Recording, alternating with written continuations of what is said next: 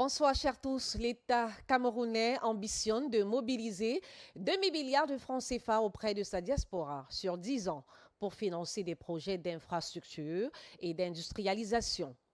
Lancé en partenariat par la Caisse des dépôts de consignation, CEDEC en abrégé, le programme DIASDEV vise à orienter une partie des transferts de fonds des Camerounais de l'étranger vers le financement des infrastructures et des projets structurants.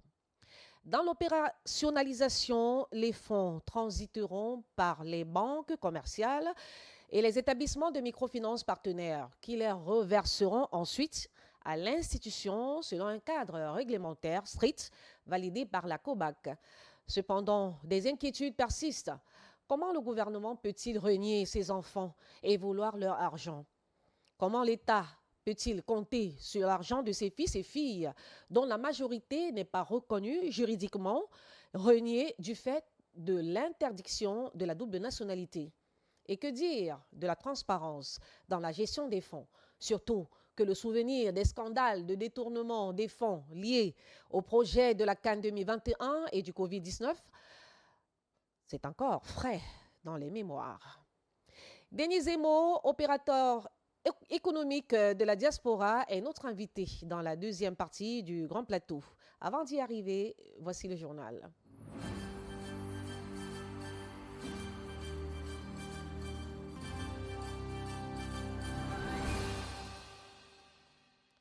Vous êtes sur Balafon Télévision, merci d'être des nôtres.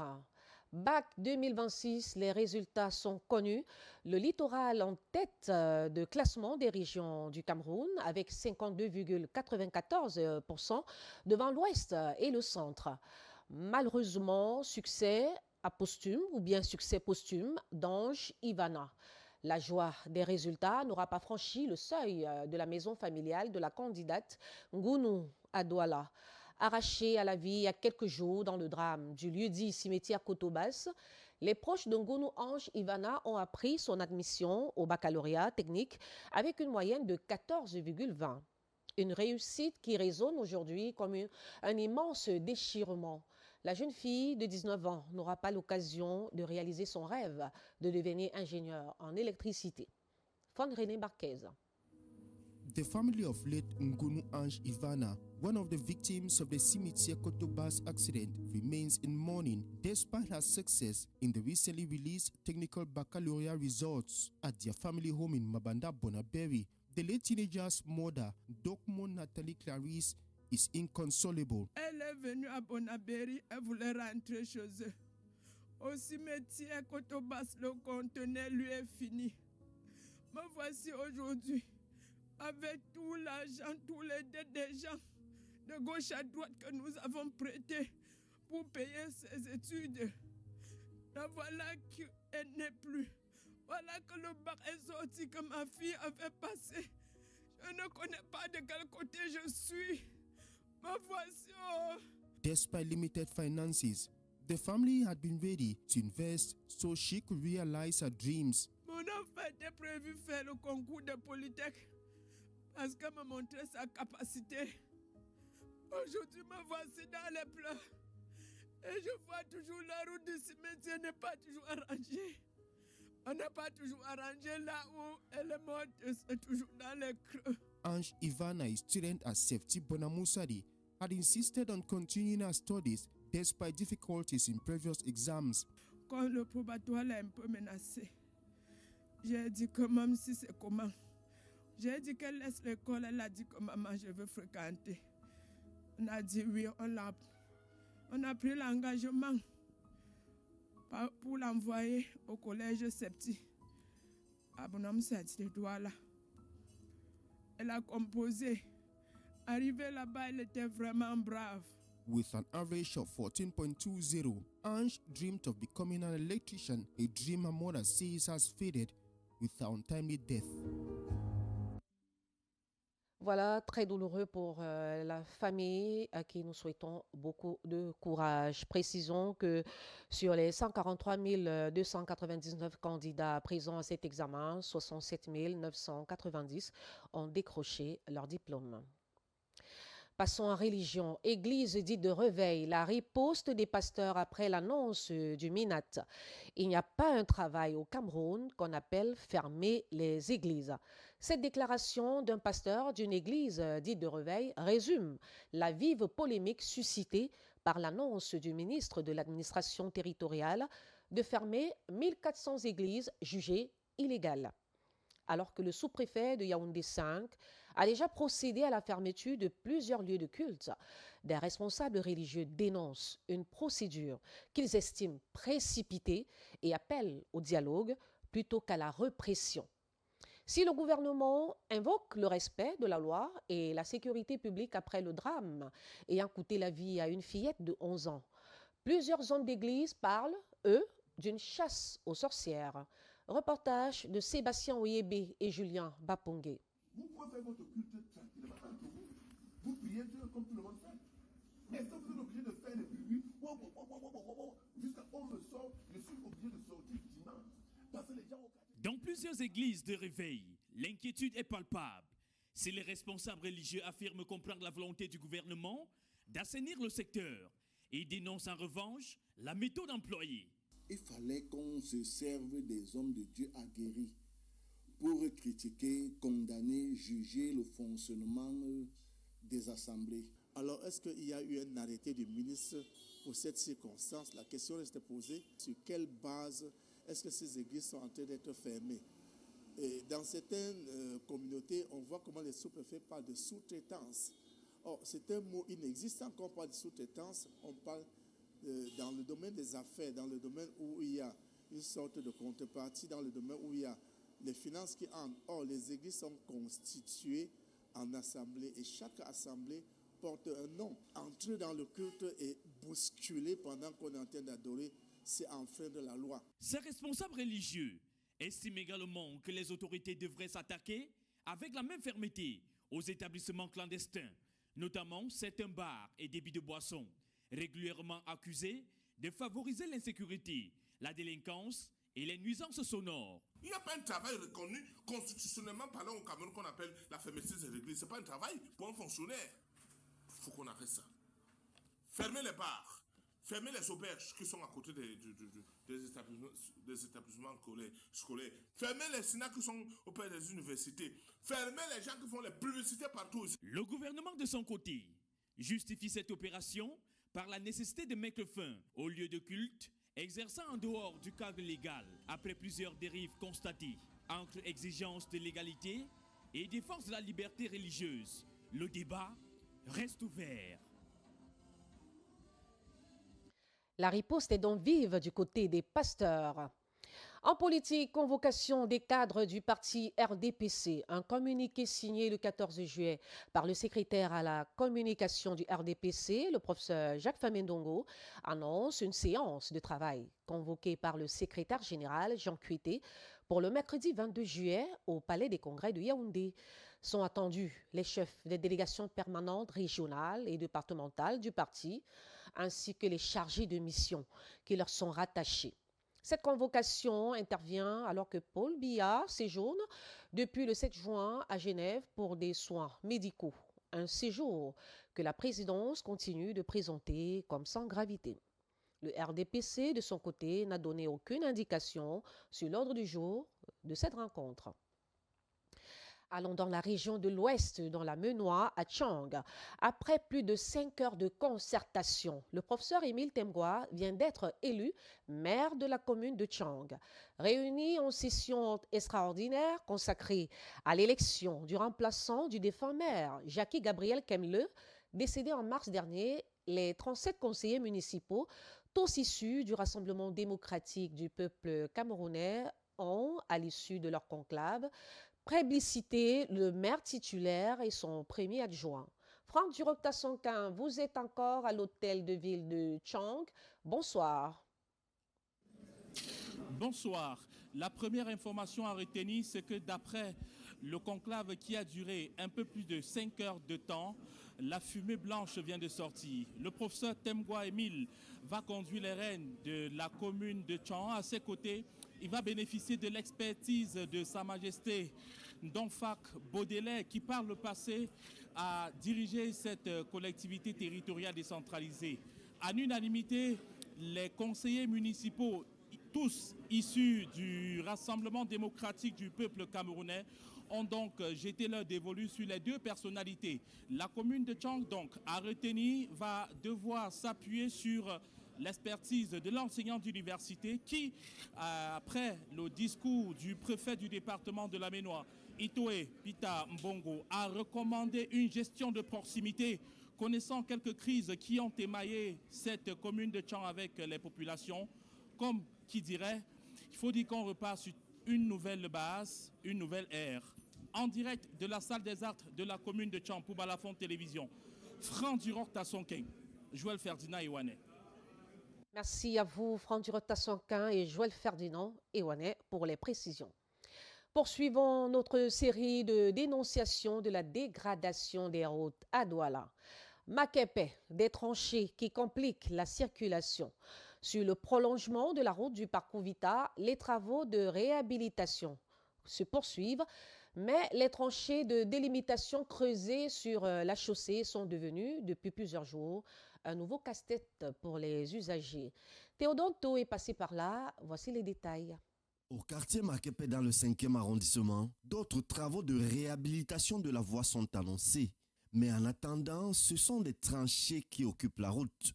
De larges découpes rectangulaires remplies d'eau de pluie jalonnent désormais la chaussée. Leur profondeur ralentit la circulation et met à rude preuve véhicules, motos et tricycles. Ça nous crée énormément de problèmes parce que j'ai fait 3 tours en arrière, mettre la 4x4 pour pouvoir monter à vide. Donc s'il était avec les bagages, il devait décharger avant de monter. Et décharger et recharger un tricycle, c'est beaucoup de peine. Pour les commerçants installés le long de cette voie, le spectacle des accidents est devenu quotidien. C'est tous les jours qu'on voit les motos tomber, les tricycles se renversent et les voitures qui cognent leur pare-choc. L'autre jour même, j'ai vu une dame sur la moto, sont renversées. La dame, c'est de justesse vraiment qu'on l'a sauvée, sinon elle se serait retrouvée à l'hôpital. Plusieurs automobilistes préfèrent rebrousser chemin ou rouler à contresens pour les éviter. Ici que les motos tombent chaque jour, à chaque fois, comme vous pouvez le constater. Ils ont creusé, ils sont partis. Ça fait de cela peut-être 3 semaines. Je suis déçu à 100% de voir les routes de mon pays, surtout à Bonamoussa, Douala 5e, à cet état. C'est très grave même, les mots me manquent. Les motocyclistes, eux aussi, peinent à franchir ces obstacles. Et là, ça ralentit le travail. Nos motos aussi se gâtent. Creusés pour préparer les travaux, ces tranchées sont pourtant en place depuis plus de 2 semaines. Pour les usagers, elles compliquent aujourd'hui davantage la circulation qu'elles ne l'améliorent. Voilà, quittons Bonamoussadi et allons au marché rail de Bonabéry quand l'insalubrité chasse les clients. Faire son marché ou travailler dans des conditions insalubres. À Bonabéry, les commerçants du marché rail et les conducteurs de moto-taxi tirent la sonnette d'alarme. Eau stagnante, amas d'ordures et odeurs nauséabondes transforment progressivement ce lieu d'activité en foyer potentiel de maladie au point de faire fuir certains clients et de pousser des commerçants à abandonner leurs étals. Le constat de Jirès Azangué et Fon-René Marquez. Traders and commercial bike riders at the Rhine Market say the stench from stagnant, black garbage-filled water is taking a health toll on them. There are many diseases, respiratory disease. I personally, I was ill during perhaps 2 weeks because of this what we call in French poubelle, and it gives us a respiratory ill. Some traders have abandoned the market due to health issues. À ce jour, plusieurs commerçants sont à la maison puisqu'ils ne parviennent plus à vendre. Déjà étant infectés par ces odeurs, ils ne peuvent plus sortir. Vous avez vu comment ils ont fait la montagne. Il y a les comptoirs des femmes derrière. Vous croyez que celles qui sont assises derrière peuvent venir se battre, elles ne peuvent pas. The foul odor from the garbage is also driving customers away. It's smelling and it even contaminate us. You will sit like this. Maggots will be climbing on your rainbow. You are unable to sell. There is no way people can even pass. Customers are not coming because it's inconvenient. bikers too are feeling the pinch with constant traffic congestion in the market. Il y a déjà le non-ramassage des ordures. C'est ça qui fait stagner l'eau sur place et ça crée énormément d'embouteillages. Que ce soit les piétons ou les véhicules, personne ne peut passer. Occupants of the market are decrying the inconsistency in waste collection and appealing to the Douala 4 Council to intervene. Affaire Martinez-Zogo, on en reparle. La défense met en doute la crédibilité du témoin. La déposition du colonel Jean-Pierre Otolo, 34e témoin de l'accusation, a ravivé les débats ce mardi devant le tribunal militaire de Yaoundé. Très attendu, son témoignage a immédiatement été contesté par les avocats de la défense qui dénoncent des contradictions entre ses déclarations à la barre et les éléments de l'enquête, remettant ainsi en cause la crédibilité de son témoignage. D'autres précisions dans cet élément de Sébastien Oyébé et Julien Bapongue. La déposition du 34e témoin du ministère public est vivement contestée par les conseils de la défense dans l'affaire Martinez-Zogo. Il dénonce de nombreuses contradictions entre le procès verbal d'enquête et les affirmations faites devant le tribunal. Donc nous avons un enquêteur qui prétend avoir été au début de l'enquête jusqu'à la fin, c'est-à-dire au déferrement des accusés, et qui reconnaît devant le tribunal qu'en réalité il n'a pas enquêté et s'est fié à son intuition qui, de façon étonnante, était plutôt en faveur de son collègue gendarme, le seul accusateur de notre client, sans aucune preuve. Et il a reconnu qu'ils étaient dans un lien de camaraderie au cours de l'enquête et qui lui a permis d'utiliser ce téléphone qui était censé avoir été saisi. Vous pouvez comprendre, à partir de cela, le rôle que ce colonel a joué dans l'orientation de cette enquête qui était à tête chercheuse et manifestement dirigée contre notre client. Les avocats remettent également en cause sa lecture de la scène du crime, qu'ils jugent contraire aux conclusions des experts judiciaires, ainsi que plusieurs éléments techniques évoqués à l'audience. Nous nous sommes vus choqués.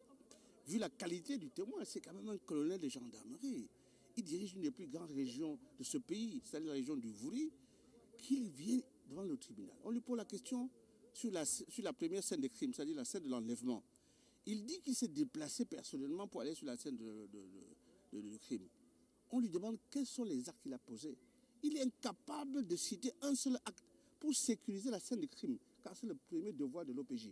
La contre-interrogation du colonel Jean-Pierre Otolo se poursuivra lors de la prochaine audience, où la défense entend poursuivre ces questions pour évoquer la crédibilité de ces témoignages, présentés comme l'un des plus attendus du procès.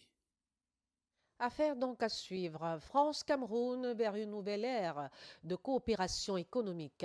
20 ans après le lancement du contrat de désendettement et de développement, la France et le Cameroun sont appelés à ouvrir un nouveau chapitre de leur coopération. À l'occasion de la célébration du 14 juillet à l'ambassade de France à Yaoundé, l'ambassadeur de France a plaidé pour une relation tournée vers l'avenir, axé sur l'emploi, l'entrepreneuriat et la création de richesses. Un message diplomatique fort, porté dans une cérémonie à la fois festive et symbolique, est marqué par la présence de nombreuses autorités camerounaises, de chefs d'entreprise et d'acteurs du monde culturel. Sébastien Oyébé.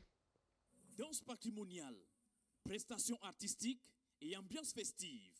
La célébration a fait la part belle à la richesse culturelle du Cameroun, illustrant une coopération qui se veut également culturelle et humaine. Cette célébration d'aujourd'hui, du 14 juillet, pour moi, c'est d'abord l'occasion de rappeler un peu tous ces domaines de partenariat qui existent entre la France et le Cameroun et qui sont en fait extrêmement divers. Et pour moi, qui suis là depuis moins d'un an, c'est vraiment très impressionnant de voir ce qu'ensemble nous avons fait, que ce soit dans le domaine de la santé, des infrastructures, dans l'appui à l'entrepreneuriat qui est vraiment une dimension très très importante. Je ne vais pas reciter tous les secteurs que j'ai évoqués. C'est vrai aussi de la culture, du soutien aux créateurs, de soutien aux artistes. C'est vrai de l'enseignement supérieur, de l'accompagnement des mobilités étudiantes. Dans son allocution, l'ambassadeur de France a rappelé la solidarité des liens d'amitié et de coopération entre Yaoundé et Paris.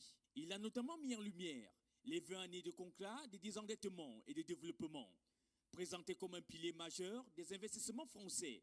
À l'occasion de cet anniversaire des 20 ans du C2D, je trouve que c'est un bon moment pour réfléchir à ce qu'on veut encore faire ensemble dans les années qui viennent. Vraiment en appuyant sur les questions d'employabilité, sur les questions d'entrepreneuriat, sur les questions de création de richesse. Cette célébration intervient alors que dans un message adressé au président Emmanuel Macron, le chef de l'État camerounais Paul Biya a salué l'excellence des relations d'amitié et de coopération entre les deux pays, réaffirmant la volonté du Cameroun de poursuivre le renforcement de ce partenariat historique.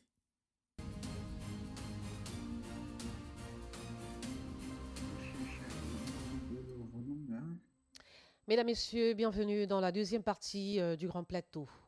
Diaspora, le défi des 2000 milliards de francs CFA en 10 ans. C'est l'ambition affichée par le gouvernement à travers le projet DIASDEV qui vise à mobiliser l'épargne de la diaspora pour financer le développement du Cameroun. Mais pour les experts, la réussite de cette initiative passera avant tout par la transparence, la confiance et la réduction des lourdeurs administratives, souvent citées comme des freins à l'investissement des Camerounais de l'étranger. Le reportage de Fondrelé Marquez. Launching the Diaspora Development Project, Finance Minister Louis-Paul Moutazi announced that the government intends to mobilize up to 2 trillion francs CFA from its diaspora over the next decade. The initiative follows a midterm review of Cameroon's 2020-2030 National Development Strategy presented by the Deposit and Consignment Fund, SIDEC. According to the review, diaspora inflows hit 652 billion CFA francs in 2024 if channeled into regulated savings.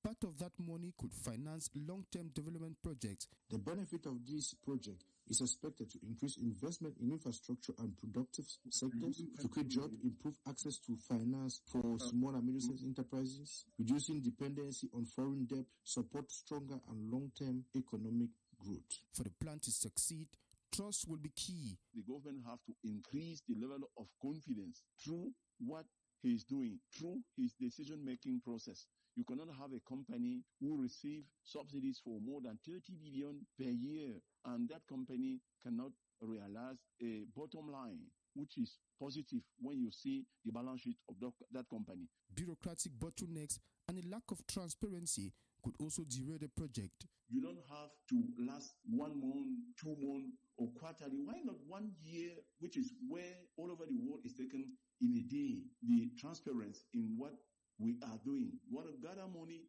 you have to be transparent. You have to spend 1 franc, 1 euro, or 1 USD. You must be transparent. The government has clarified that SIDEC will not collect funds directly. Banks and microfinance institutions will handle deposits and then transfer them under a regulated framework. Voilà, vous l'avez compris, l'État cherche l'argent et veut mobiliser 2000 milliards auprès de sa diaspora sur 10 ans pour financer les projets d'infrastructure et surtout d'industrialisation. Pour en parler ce soir à Grand Plateau, nous avons un Camerounais de la diaspora. Il s'appelle Denis Zemo. C'est un Camerounais opérateur économique qui vit à l'étranger. Bienvenue à Grand Plateau, Denis Zemo. Bonsoir madame, c'est un plaisir. Merci de votre invitation. Voilà. Alors, l'État cherche l'argent et veut mobiliser des fonds pour industrialiser le Cameroun. Êtes-vous prêt à financer?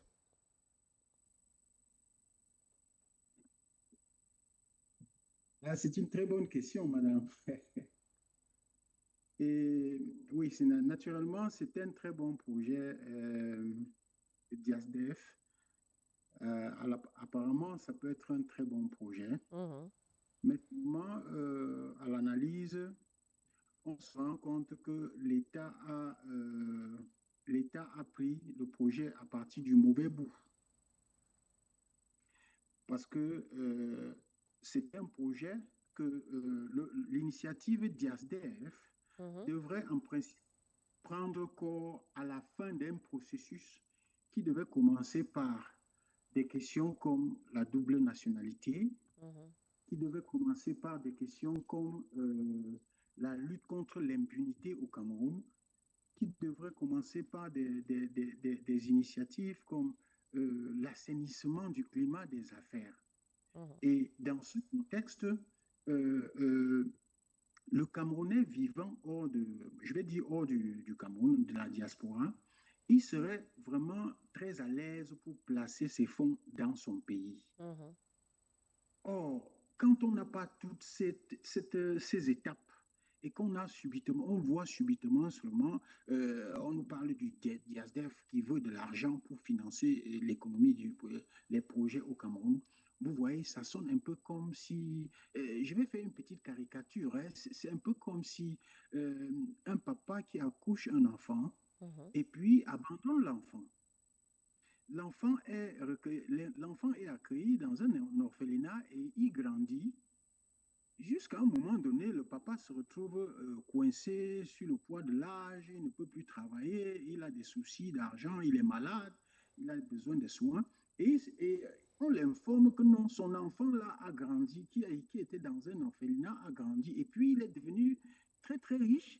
Et le papa se tourne maintenant, il veut de l'argent chez son fils pour se soigner. Donc je pense qu'à partir de ce moment, chacun peut, cette caricature, cette caricature peut permettre à chacun de comprendre la réponse à votre question, parce que c'est clair et net. Voilà, donc, comment rejeter un enfant et vouloir son argent, en un mot? Et vouloir son argent, en un mot, c'est ça le problème. Vous voulez l'argent des Camerounais qui sont dehors et qui ont acquis d'autres nationalités pour d'autres raisons et qui n'ont pas oublié leur pays. Et que maintenant, pour venir dans leur pays, ils sont obligés de payer des frais de visa très élevés. Vous croyez que quelqu'un qui... de quel argent on veut? Est-ce qu'on veut l'argent de ce Camerounais qu'on dit qu'il n'est plus Camerounais parce qu'il a pris une autre nationalité? Donc, ce sont des problèmes qu'il fallait d'abord résoudre en amont avant d'attaquer, avant de se lancer dans cette initiative. Et tant que ces prérogatives ne sont pas prises en compte, vraiment, je pense que personne ne vous dira qu'il va envoyer 5 francs au Cameroun. Ça, c'est clair et net. Et ce n'est pas quelqu'un qui dira à un collègue ou à un autre, non, on n'envoie pas. Chacun le sait, chacun analyse et comprend directement. Voilà. C'est un peu ça. Donc, pour Denis Zemmour, le projet doit commencer en amont. Il faudrait d'abord que les Camerounais qui sont à l'étranger, qui ont une double nationalité, soient reconnus comme fils du Cameroun avant de pouvoir se lancer dans une possible ou alors dans un soutien possible pour l'implantation ou alors les infrastructures, pour mettre sur pied des infrastructures de développement au Cameroun. Denis Zemmour, vous êtes opérateur économique, il faut le dire, et vous avez mis sur pied un concept il y a quelques années, celui des toilettes mobiles, les toilettes publiques mobiles. Il s'agissait de quoi exactement? Est-ce que vous pouvez nous rappeler ce projet? Madame, ça fait rire parce que, bon, en tout cas, c'était un projet un peu, on s'était rendu compte que, bon, voilà, on organisait des événements au niveau du Cameroun et puis les gens, il n'y avait aucune disposition prise quant à la notion des toilettes et autres.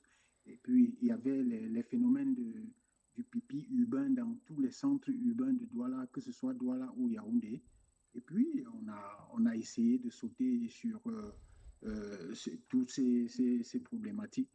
Et puis, on a lancé ce projet qui consistait d'abord à fournir des toilettes mobiles pour des événements et pour des chantiers. Et de 2, il y a des urinoirs qu'on avait prévu de disposer dans des centres urbains pour combattre le fléau des urinoirs, du pipi urbain, comme on peut dire trivialement. Et c'est un projet qui avait une plus-value parce que les urines collectées ne devraient pas être rejetées. Les urines devaient être hygiénisées, recyclées pour servir comme engrais en agriculture. Donc c'était tout un vaste projet. Et bon, on a lancé au Cameroun, c'était très difficile. On a lancé, on a eu à importer du matériel qui est arrivé au port et puis c'était très difficile. Il fallait vendre une partie du matériel dans le port pour pouvoir réussir à sortir tout, voilà, dédouaner, voilà, vous comprenez. Alors, quand les équipements sont sortis, bonjour le cauchemar. Je vais appeler ça cauchemar parce que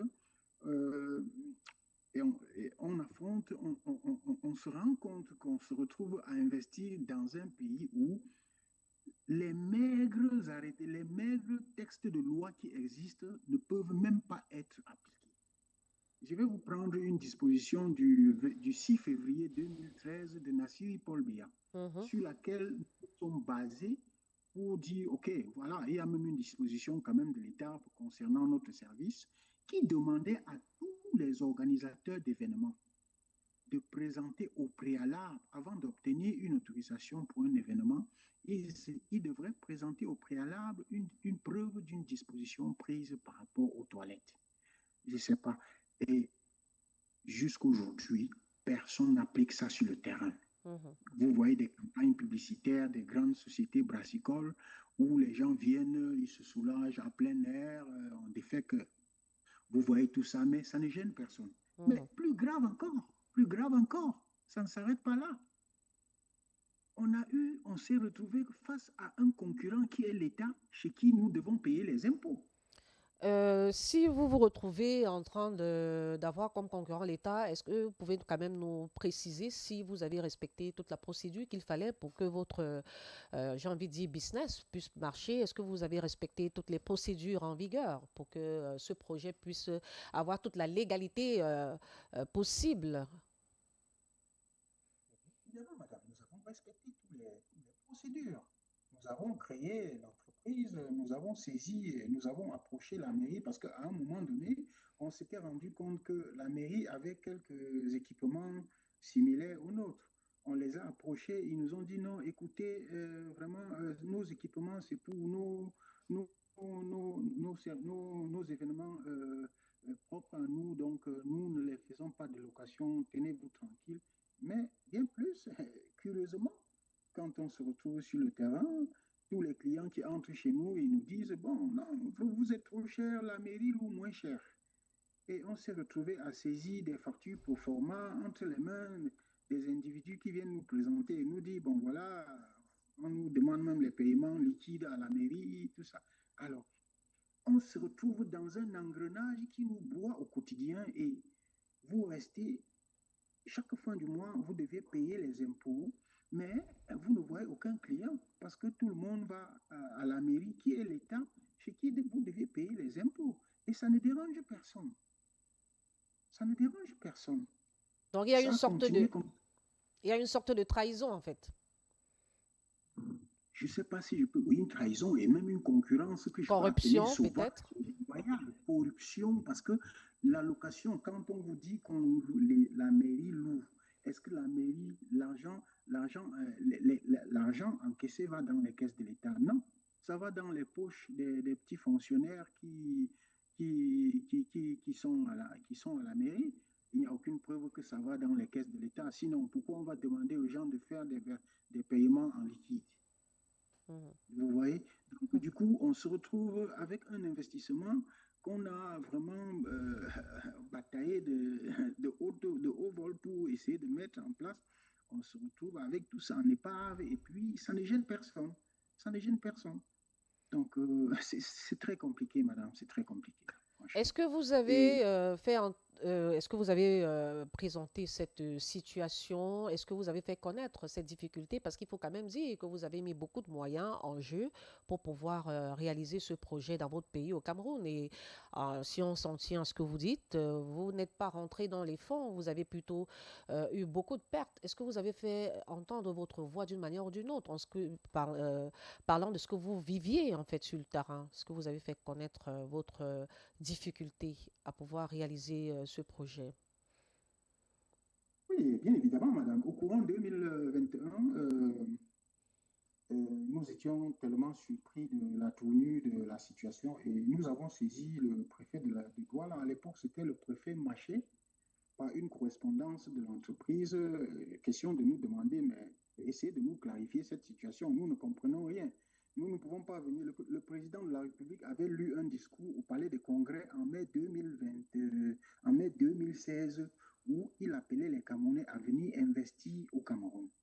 Nous avons saisi ce discours et en octobre, nous sommes venus avec tous les gros moyens. On s'est installé. Mais monsieur le préfet, expliquez-nous comment est-ce que nous pouvons avoir pour concurrent la mairie de Douala.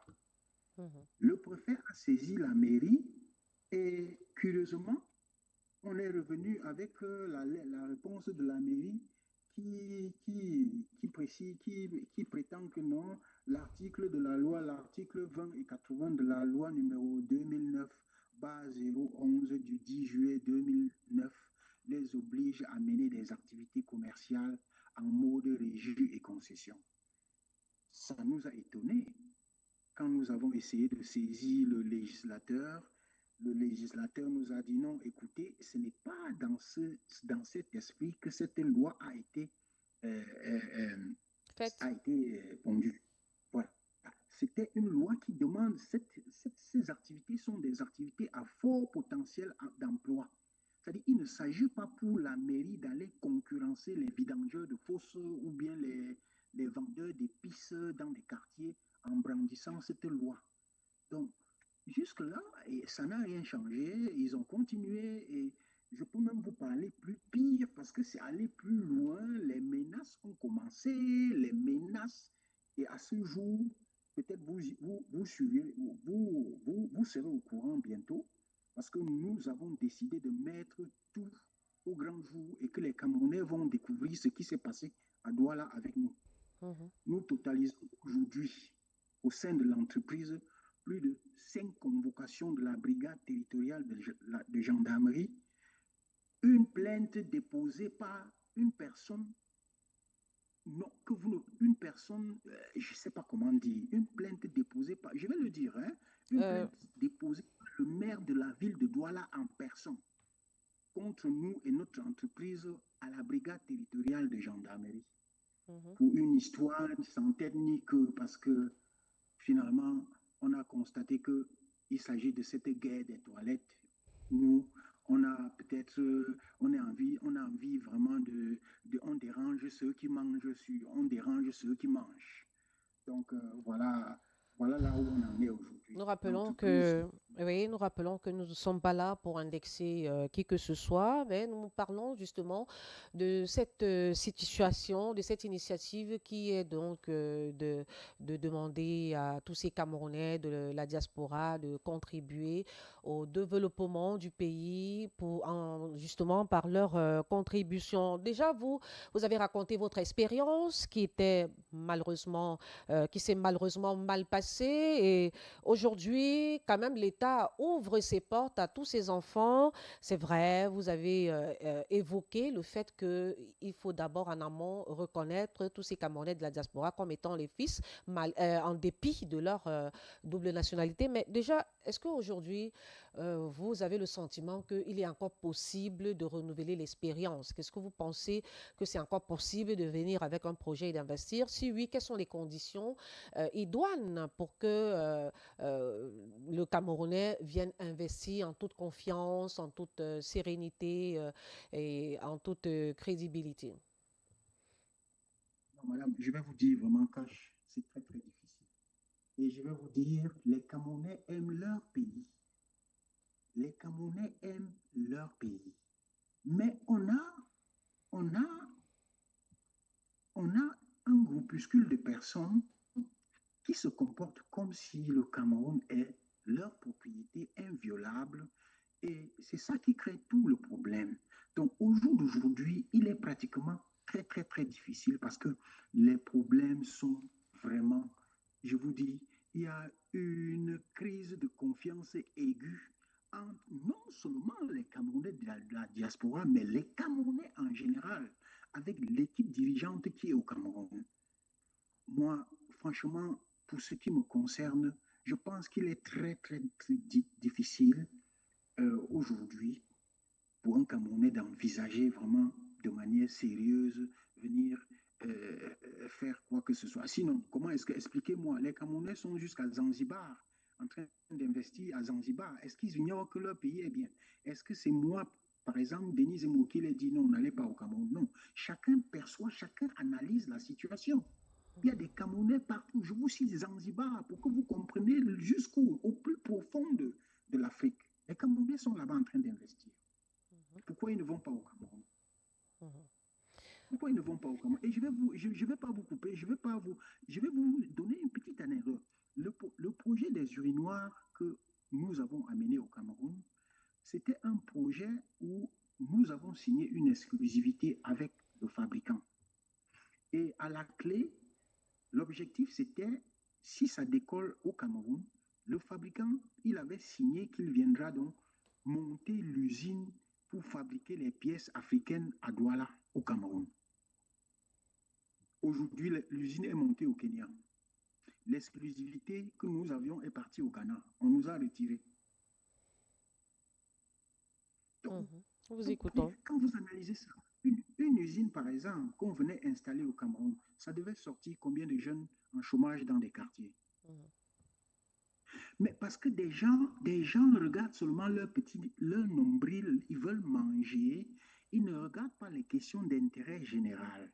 Ils veulent manger. Et si ce n'est pas eux, on gâte tout. Je vous assure, il y a un fonctionnaire qui m'a dit à la recette municipale, au service d'hygiène, que tant qu'il est le chef là-bas, ce projet ne sera bloqué. Et le projet a été bloqué. Il est aujourd'hui conseiller du maire, conseiller spécial du maire. Il est là, il est toujours là. Donc, c'est très difficile. Je vous dis, en tant qu'homme de terrain, parce que j'ai vécu toutes ces difficultés dans ma chair au Cameroun, il y a les questions de tribalisme. Vous venez installer une entreprise dans un pays, vous venez avec des fonds d'un pays où, d'un pays voisin où on dit souvent à tort, à raison, que non, on est xénophobe là-bas, mais vous réussissez à avoir des fonds là-bas pour venir investir dans votre pays. Mais chaque jour, vous êtes dans votre bureau, vous écoutez des gens dehors qui crient que non, rentrez chez vous, rentrez chez vous. Vous êtes dans notre village, rentrez chez vous. Donc, il y a beaucoup de problèmes au Cameroun, beaucoup de problèmes. Il y a l'impunité, il y a la corruption endémique, il y a trop de problèmes, madame, qu'il faut vraiment assainir pour espérer un jour que vraiment des projets comme DIASDEF peuvent prendre corps. Sinon, en l'état actuel, franchement, non, c'est pas envisageable. Crise de confiance, corruption, absence d'application des lois en vigueur, la justice. Oui, vous dites? Impunité, la justice qui ne fonctionne pas. L'impunité sont autant de mots que vous dénoncez et qui sont à l'origine d'un découragement en ce qui concerne l'investissement des Camerounais de la diaspora. On se souvient également, quand on parle d'impunité, on sait quand même qu'on a encore en mémoire le scandale du Covid-19, des fonds du Covid-19, le scandale de la CAN 2021, qui jusqu'ici ne sont pas encore réglés. Alors, si le Cameroun venait à mettre sur la table un certain nombre j'ai envie de dire, de problèmes qui n'ont pas encore été résolus, est-ce que ça pourrait changer la donne?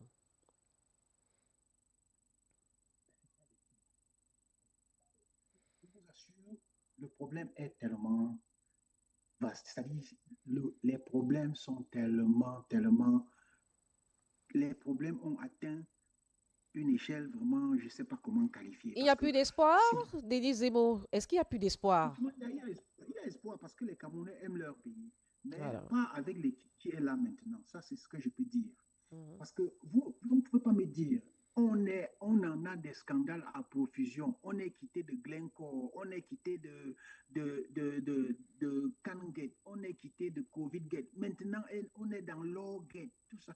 Mais vous pensez que qui va comprendre, qui va avoir confiance, qui peut mettre sa confiance entre les mains d'une équipe comme celle-là au Cameroun, d'un projet comme celle-là au Cameroun? C'est très difficile, madame. Il y a trop de scandales, il y a trop d'impunité, il y a trop... C'est-à-dire que On va de scandale en scandale et vraiment, ça pourrit le climat des affaires et vraiment, c'est difficile. C'est très, très difficile. C'est difficile, mais nous pensons qu'il y a de l'espoir quand il y a la vie. Nous le pensons et c'est possible. Surtout si les choses sont mises sur pied, pour arranger le contexte économique, le contexte de l'investissement dans le pays. Nous allons sortir de cet entretien. Denis Zemo, votre mot de fin, vous êtes en direct de Balafon Télévision.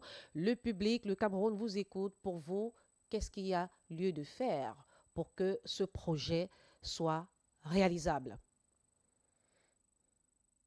Non, pour que ce projet soit réalisable, il faut seulement des personnes qui acceptent vraiment de frapper du poing sur la table.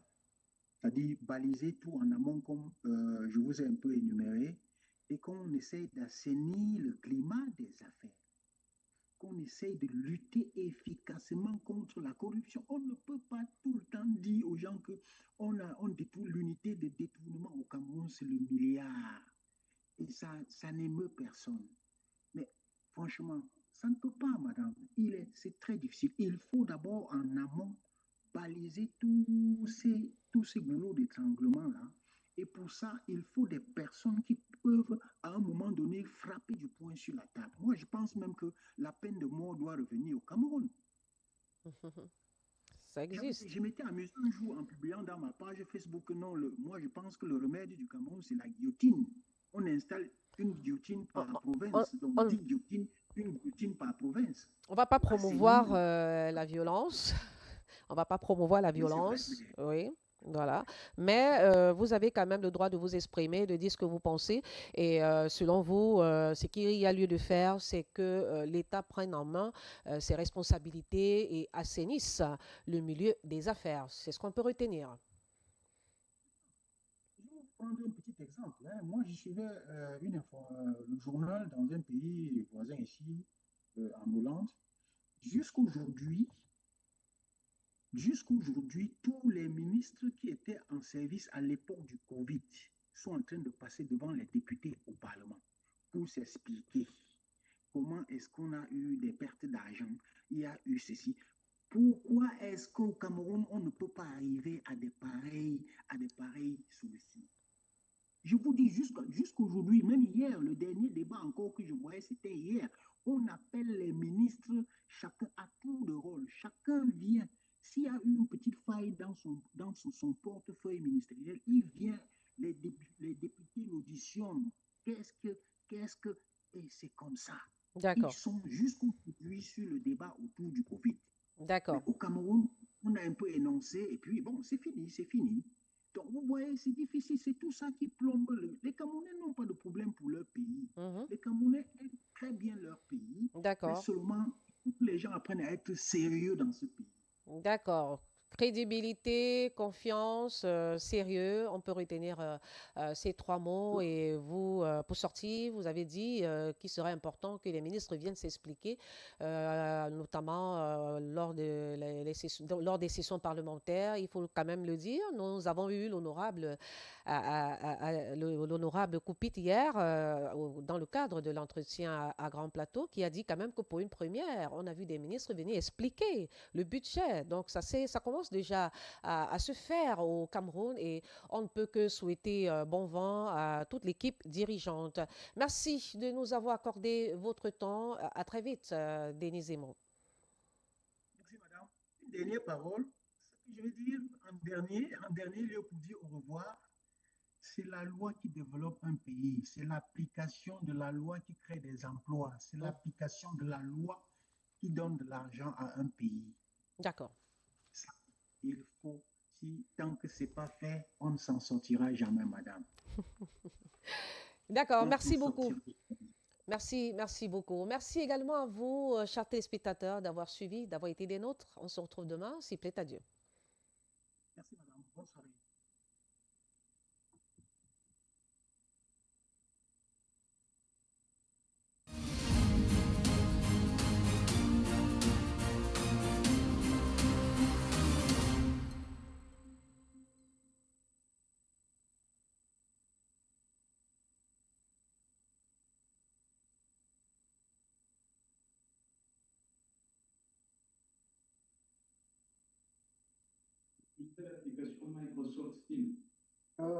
C'est Zoom.